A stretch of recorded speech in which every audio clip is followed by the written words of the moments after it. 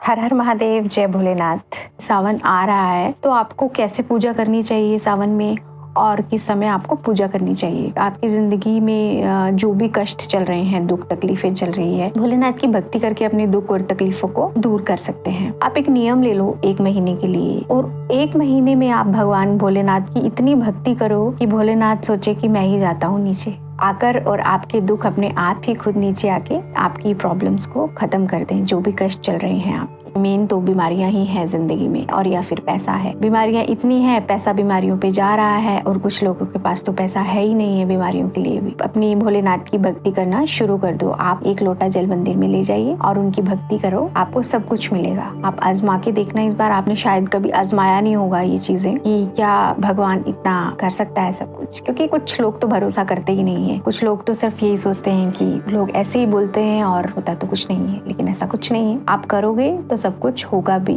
और आपका भरोसा भी बनेगा, और भरोसे के साथ करो तभी बनेगा वो भरोसा भी। तो इसलिए आप पूजा स्टार्ट करो, शिव पुराण पढ़ना शुरू करो, शिव पुराण सुनना शुरू करो। अगर पढ़ नहीं सकते, टाइम नहीं है, शिव पुराण नहीं है घर पे आपकी, वैसे तो आप ला भी सकते हैं, लेकिन अगर आप नहीं भी ला सकते तो आप घर में बैठ के यूट्यूब पे या टीवी में सुनना शुरू करो। 1 महीना अपना नियम ले लो कि मैं इतने घंटे सुनूंगा। 1 घंटा सुनो, आधा घंटा सुनो, 2 घंटे सुनो, 3 घंटे सुनो, वो तो आपके ऊपर डिपेंड करता है, लेकिन सुनो, नियम बनाओ। अपनी मन्नत रख के साथ साथ में एक नियम बना लो कि सुबह आपको 5 बजे उठना है या 4 बजे उठना है, जितने बजे आप उठना चाहो, 6 बजे उठना चाहो, लेकिन अर्ली उठना है आपको। और नियम बनाओ कि एक ही समय पे आप उठ पाओ सुबह, जो भी आपका टाइम होगा, 5 बजे का, 6 बजे का, जितना भी आपने टाइम रखा है, आप सुबह उठो, नहा धो के एक थाली बनाओ जिसमें आप भोलेनाथ की जो पसंदीदा चीजें हैं, बेलपत्र है, धतूरा है, भांग है, पंचामृत है, ये सब चीजें भोलेनाथ को चढ़ाना शुरू करो। इस सावन में आपके जो भी कष्ट हैं जिंदगी के, वो सब चले जाएंगे। भोलेनाथ के मंदिर जाओ, नंगे पांव जाना चाहते हो तो नंगे पांव जाओ, अगर आप कर सकते हो ऐसा, ये भी नियम बनाओ। झाड़ू पोछा कर सकते हो मंदिर में, ये भी नियम बनाओ। आप रेगुलर चीजें नहीं कर सकते हो, 1 महीना तो निकाल सकते हो भोलेनाथ के लिए। आपकी जिंदगी संवर जाएगी, आपकी जिंदगी अच्छी हो जाएगी। और ये 1 महीना आपने निकाल लिया ना, तो आपने मतलब भोलेनाथ के लिए अपनी पूरी जिंदगी निकाल दी। इस 1 महीने में आपको इतनी आदत हो जाएगी बाबा की, आप जाते जाते भी सोचोगे कि 1 लोटा जल तो मैं चढ़ा ही जाता हूँ। खुद मन लग जाएगा, खुद जाना शुरू करोगे। बहुत से लोग हैं ऐसे जिन्होंने ऐसा किया है, भोलेनाथ को 1 महीना सावन का दिया है, और इस सावन के महीने में उनको इतनी आदत हो गई है बाबा की कि वो अपनी जिंदगी उन्होंने भगवान को, भोलेनाथ को सौंप ही दी है कि आप ही हैं जो हैं, मैं तो हमेशा मंदिर आऊंगा। आपका खुद का मन नहीं लगेगा। हो सके तो आप ऐसा करना, सावन के महीने में भोलेनाथ को 108 चीज जरूर चढ़ाना। 108 बेलपत्र चढ़ा देना, 108 चावल के दाने चढ़ा देना, 108 तिल के दाने चढ़ा देना, 108 जौ के दाने चढ़ा देना, 108 गेहूं के दाने चढ़ा देना। कुछ भी आप पे बने, 108 चढ़ाना है। मूंग के दाने चढ़ा देना, कुछ भी, लेकिन 108 का आप नियम बना लो। सावन आप रोग मुक्त हो जाओगे, आपके व्यापार अच्छा चलेगा। एक नियम बना के आप शुरू करो।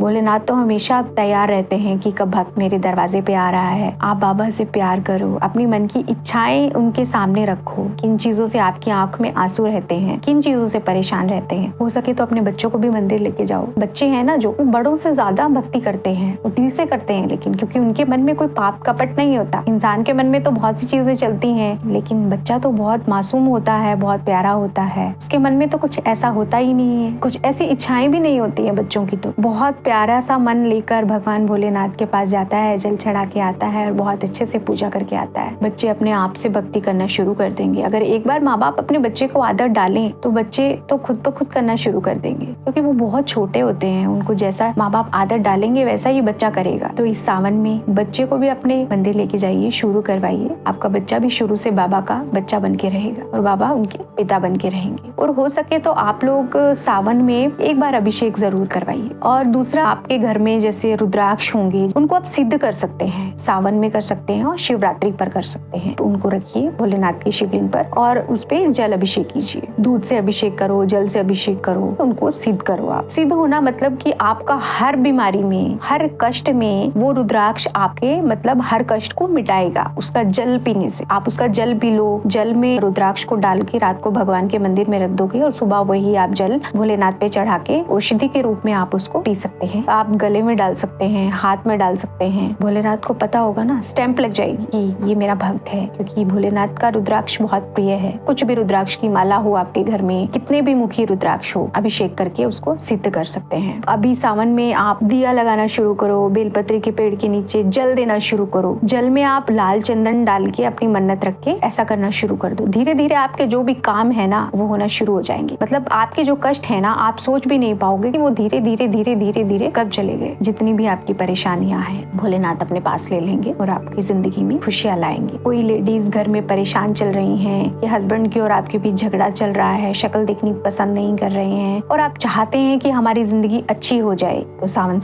मंदिर जाइए, 1 लोटा जल चढ़ाइए, आपके सब कष्ट, आपकी सब तकलीफें खत्म। क्योंकि जितनी हम कोशिश करें ना, कोशिश करने से सब चीजों का हल हो जाता है। बिना कोशिश करे तो कुछ भी नहीं होता है। खाली बैठने से कुछ भी नहीं होगा। कर्म करो, फल देना ना देना भोले बाबा के हाथ में है। भोलेनाथ की पूजा करो सावन में, साथ में माँ पार्वती जी की पूजा करो, क्योंकि वो हमारी माता है और उनकी भी पूजा हमें साथ में करनी चाहिए। माता और पिता दोनों की पूजा करनी चाहिए, दोनों की सेवा करनी चाहिए। जो जो चीजें आप रूटीन में नहीं कर पा रहे हैं, एक बार सावन में करके देखो वो सब चीजें। सावन में आपको ये होगा कि 1 महीना आपको करना है। ये आपके पास किसी वरदान से कम नहीं है। लेकिन कुछ लोग ऐसे होते हैं कि हम सुबह नहीं बना सकते रूटीन, जल्दी नहीं उठ सकते हैं, कि सावन में हम शाम को भी मंदिर जा सकते हैं। सुख आता है तो ये सोचते हो यार मेरे पास तो टाइम ही नहीं है, मैं नहीं जा सकता। अपनी 100 बहाने दिमाग आपका बहाने बनाता है, क्योंकि आप खुश हैं, एंजॉय कर रहे हैं उस समय को। तो आप फोन्स पे अपना टाइम स्पेंड करना, अपना फ्रेंड्स के साथ टाइम स्पेंड करना।